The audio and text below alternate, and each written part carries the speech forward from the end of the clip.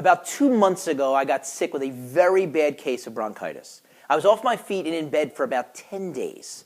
I still haven't fully gotten over it, so if any of you out there have any home remedies, I'm all ears. Just keep in mind, it has to be kosher, so I can't use ingredients like horns of a unicorn or dragon tails. Now, while I was sick, in the evenings, my wife and my children were around to cheer me up. But during the day, I was alone.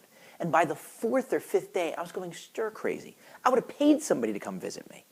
Interestingly, this week's Torah portion has the first scene where someone is sick with an illness. Joseph, is told that his father Jacob, Yaakov, has taken ill, and so he goes to visit him. Now you'll say, 1 second, wasn't Abraham sick? Didn't God send those angels to visit him? No, he was weak from a wound, from his circumcision. He wasn't sick with an illness. Before Yaakov, somebody would, at the end of their life, sneeze and die. And that's why to this day we say things like, God bless you, when someone sneezes. Yaakov was determined to set his affairs straight, and in particular to bless and in some cases rebuke his sons before his death. But for various reasons he wanted to do it on his deathbed, immediately before death. So he prayed to God to let him become sick so that he'd have some warning that the end was coming. And God granted his request, and he was the first person in world history to take ill before death. Since then, many, not all, but many people get that same benefit of some illness, some forewarning, so that they know that their time is drawing near and they can set their affairs in order and say their goodbyes and make peace with their friends and family and relatives and with God before they go. When you visit a sick person, whether it's on their deathbed or even any illness long before their death, you're doing a gigantic mitzvah. And it's twofold. You're doing a kindness for a fellow person and you're imitating God. The Talmud tells us that even if you visit a person who's asleep, it's a mitzvah. Why? Because when they wake up and they're told that you came to visit, that will cheer them up.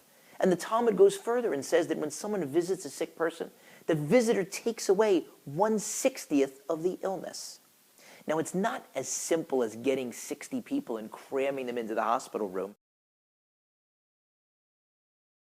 That won't instantly cure someone. A, because each visitor only takes away 1/60th of the remaining illness. And B, because it only works if someone is of a similar disposition as the sick person, which makes sense. When you're visiting a sick person, you're there to cheer them up. If you're a rival or an enemy, or you have an antagonistic relationship with them, and you rile them up, you haven't helped the situation. You've got to be careful when you visit the sick. You've got to be smart. Nordberg, it's me, Frank, your buddy. In my professional career, I often have the responsibility of representing victims of traumatic brain injury. And while doing so, I came across some fascinating research. Scientists did some functional MRI studies of comatose patients. While they were doing these MRIs, they brought in family members and had the family members tell over to these patients in comas sad stories, sad memories from their pasts. And lo and behold, they found that the same areas of the brain that would activate or light up when a person's sad would light up in these patients with comas.